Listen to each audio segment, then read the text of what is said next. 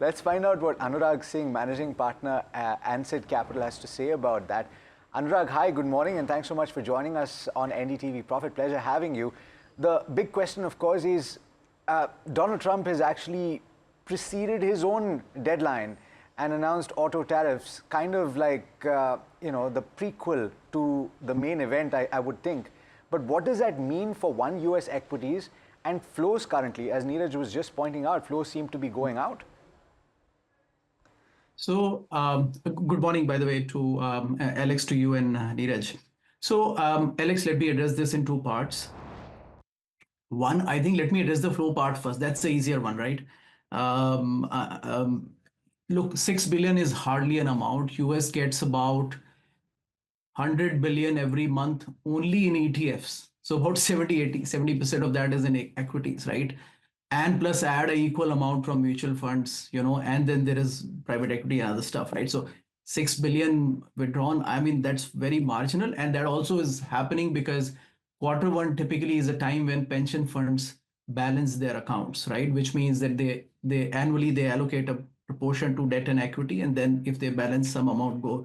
I'm surprised it's a little lower. I was expecting a higher number usually, but so it's not a big surprise. That's a easy number. So generally after 20% two back-to-back years, expectation still is that economy will continue to be strong. So that's for the flows part. Okay, one, I understand. Tariffs, look, we are all watching the movie together. Alex, I don't have a separate answer on this. What I don't understand is what is the end game on tariff. I would rather prefer one firm decision, and I think that's what the industry view is, that they would rather prefer one final firm decision rather than these howlers every 15 days, right?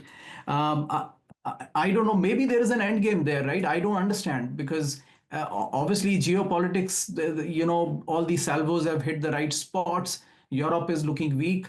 US relatively in that sense overall is still looking the strongest economy. Tariffs, I really don't know the end game, Alex. We'll have to watch it together, but it is pretty absurd. What is made in USA? What is the definition?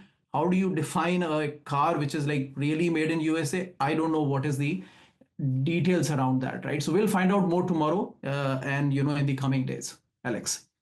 Because,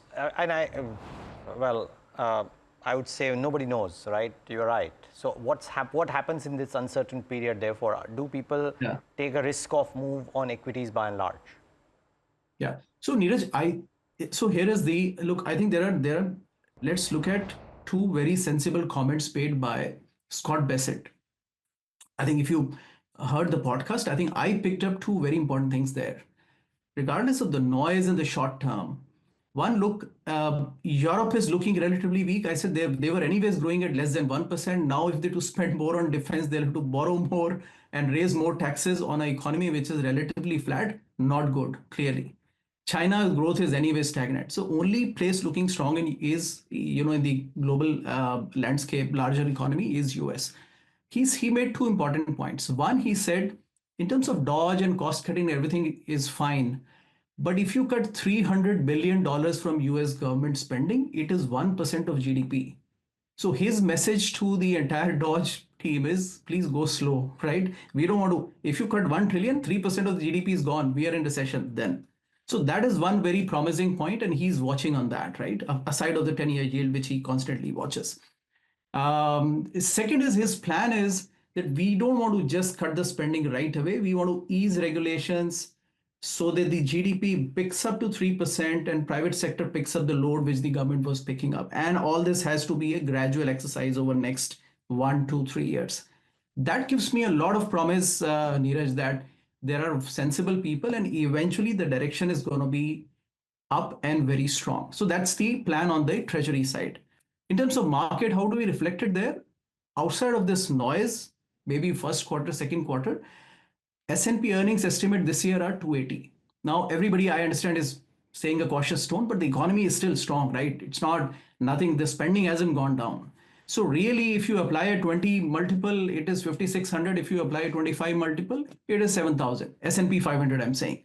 Now, take your pick, based on sentiment, but the point is there is no doubt.